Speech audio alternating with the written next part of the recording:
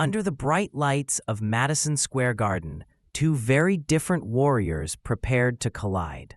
On one side stood Gennady Golovkin, the Kazakh wrecking machine, a man whose punches didn't just hurt, they destroyed. He was undefeated, feared, and relentless. A silent assassin who never talked trash because his gloves did all the talking. Opponents stepped into the ring knowing they were stepping into danger. On the other side was Curtis Stevens, a man from Brooklyn who knew nothing about fear. He was brash, loud, and confident, the kind of fighter who looked at Golovkin's highlight reels and laughed. To him, GGG wasn't a monster. He was just another man waiting to be humbled. Stevens promised the world that he'd shock everyone, that he'd knock Golovkin out cold. The press laughed. Fans doubted. But Stevens didn't care. His stare-down with Golovkin became legendary, the kind of glare that could start a fire. As fight night arrived, tension filled the air. The arena shook with chants from both sides. Triple G, mixed with Brooklyn, Brooklyn. The atmosphere felt like electricity before a storm. Everyone knew something violent was about to happen. Golovkin's expression never changed. Calm, focused, emotionless. Stevens, meanwhile, was grinning, bouncing, feeding off the crowd's roar. When the referee brought them to the center of the ring, the world held its breath. Two men, two mentalities, one mission, domination. The bell hadn't even rung yet, but the energy was explosive. You could feel it. This wouldn't just be a boxing match. It would be a war. The kind that leaves one man standing and the other questioning everything. The storm was coming. The first bell rang like thunder. Stevens rushed forward, explosive and fearless, throwing bombs with bad intentions. The crowd roared. This wasn't going to be cautious or slow. This was going to be chaos. But Golovkin didn't flinch. He moved with icy calm, stalking like a predator, blocking, stepping forward, cutting the ring with robotic precision. Every jab he threw landed with authority, every step closing the distance. Stevens tried to time him, looking for that one big counter. He had power, one of the hardest punchers in the division. But Golovkin had something else: timing. Every time Stevens swung, GGG punished him with a jab that felt like a right hand. Thud after thud, Golovkin's rhythm began to take over. The Kazakh champion was a master of pressure. Not wild, not reckless, just surgical destruction. The second round was chaos wrapped in control. Stevens launched a furious combination that grazed Grigory's chin. The crowd exploded. Golovkin blinked, smiled, and then answered with a right hand that sounded like a hammer on wood. Stevens stumbled, recovered, but the message was clear. Golovkin wasn't just strong, he was terrifying. By the third, the tone had shifted. Stevens' confidence turned to focus. He knew he was in deep. Grigory was walking through punches that would have dropped anyone else. The ring felt smaller, the air thicker. Golovkin kept talking to Stevens between punches. "Come on, let's fight." His voice was calm, almost friendly, but his fists spoke death. Then, near the end of the round, it happened.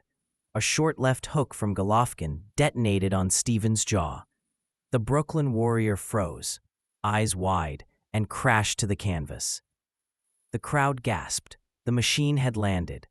Stevens rose at 9, defiant but dazed. The bell saved him, for now. When Stevens returned to his corner, his face showed everything: pain, shock, and disbelief. He had been hit by something unreal. His trainer shouted, "You're still in it. Fight smart." But Stevens wasn't built to back down. Across the ring, Golovkin sat like a statue, staring, breathing slow, ready to continue the hunt. Round 4 began, and GGG walked forward with that same patient menace. Stevens' gloves were high, his movement cautious now. Golovkin kept his left hand pumping. Jab, jab, jab, each one pushing Stevens back an inch at a time. Then the right hand came over the top, crashing again and again. But Curtis refused to fold. He fired back, landing a crisp hook that snapped Golovkin's head. The crowd roared. For a split second, the Brooklyn fighter's heart took over. He unleashed everything: combinations, uppercuts, hooks, trying to push the monster back. Golovkin took them, smiled, and answered with two short punches that reminded everyone who was in control.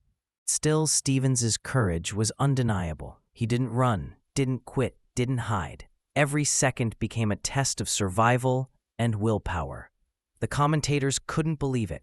Stevens is still standing. He's trading with GGG. But in Golovkin's world, that was a dangerous game. Each exchange was a coin toss, and GGG never lost those. His power wasn't just physical, it was psychological. Every hit stole a little more resistance, a little more hope. By the end of round 5, Stevens had earned something priceless: respect. Golovkin, the destroyer, had found a man who wouldn't bow.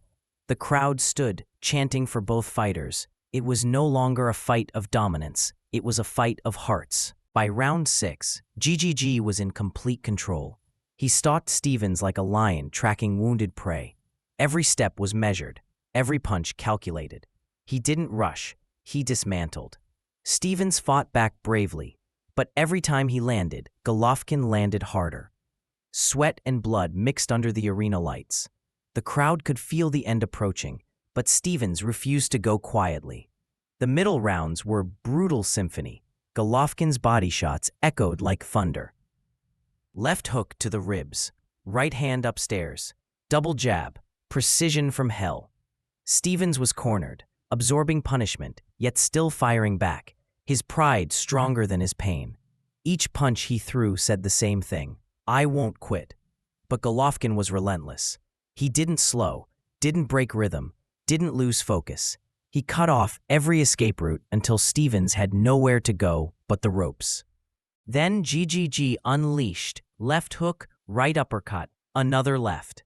The combinations were so clean, so heavy, that the referee hovered close. The crowd screamed for the finish. Stevens somehow survived another round, staggering back to his corner, his eyes swollen, his body trembling. His trainer looked at him with both pride and worry. You're showing heart, but this man doesn't stop. And that was true. Golovkin was a storm that never ran out of rain. As the 7th round began, Stevens came out swinging, his last stand. He threw with everything left, but Golovkin's counters were merciless. The end was near, but the respect was eternal. In round 8, the war reached its breaking point. Stevens fought like a warrior from another time, refusing to surrender. But his body was done. Golovkin smelled blood and went for the finish. He trapped Stevens in the corner, unleashing a barrage of punches that echoed through the arena. Each strike was a message: power, precision, inevitability. The referee had seen enough. As another crushing right hand landed, the official stepped in, waving it off. It was over. Gennady Golovkin had won by TKO, extending his undefeated streak. Another knockout, another victim. But this one was different. As Golovkin raised his gloves, he didn't roar. He simply looked at Stevens and nodded. Curtis Stevens, battered but proud, looked back and nodded too. Two men who had shared something sacred: respect through pain. The crowd rose, chanting both their names. For once, victory and defeat didn't matter. Only the courage that both men showed inside the ring. That night, Golovkin's legend grew stronger, but so did Stevens's heart in the eyes of the world. Because sometimes, it's not about who wins. It's about who refuses to break. And on that night, in that brutal war, both men proved what real fighters are made of.